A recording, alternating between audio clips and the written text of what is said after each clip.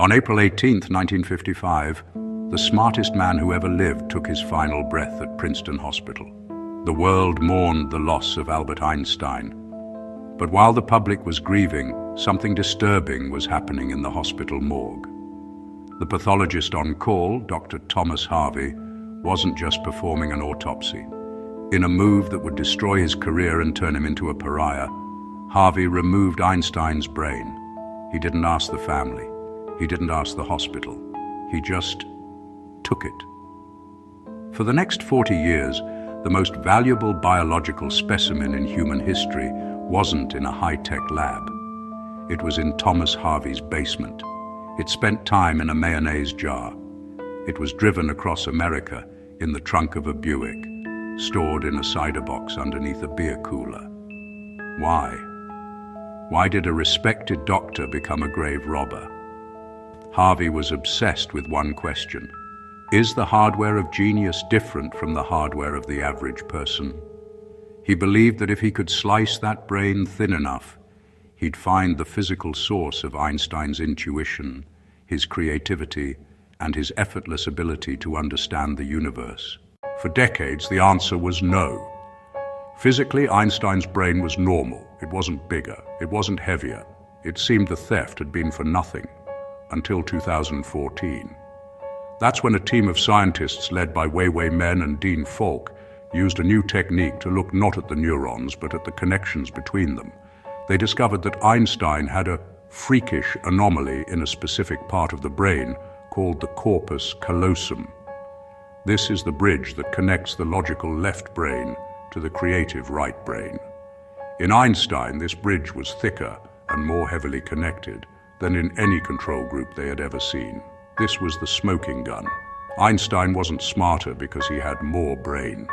He was smarter because his brain was super connected. He could process logic and creativity simultaneously.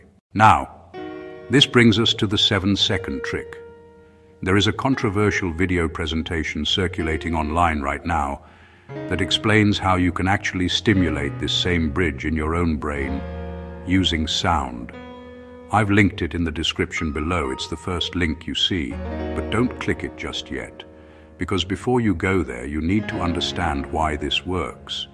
If you don't understand the Edison mechanism, the video won't make sense.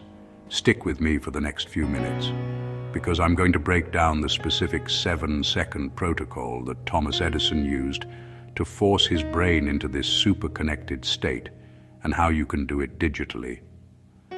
Most of us don't feel like Einstein. We feel brain fog. We walk into a room and forget why. We stare at a blank screen for hours. We feel tired even after sleeping. This isn't your fault. It's a frequency problem. Modern life phones, stress, caffeine, locks our brains into what neuroscientists call high beta waves. This is the frequency of survival, fight or flight. When you are in beta, the bridge between your hemispheres is effectively closed for construction. You are running on half power. The geniuses of history knew how to escape this. They hacked their brain waves. Thomas Edison, the man with 1,093 patents, had a bizarre ritual. He would sit in an armchair with a steel ball in each hand. He would let himself drift off to sleep. The moment he drifted from awake, beta, to asleep, delta, his muscles would relax and the balls would drop. The noise would wake him up instantly. Why? Because he wasn't trying to nap. He was trying to catch a 7-second window called hypnagogia. This is the theta state. It's the borderline frequency, 4 Hz to 7 Hz, where the conscious mind shuts up and the subconscious mind takes over. It's where the genius bridge opens. Edison knew that if he could spend just a few seconds in theta and then wake up, he could pull ideas from his subconscious into reality. Salvador Dali did the exact same thing with a heavy key and a plate. And this isn't just folklore.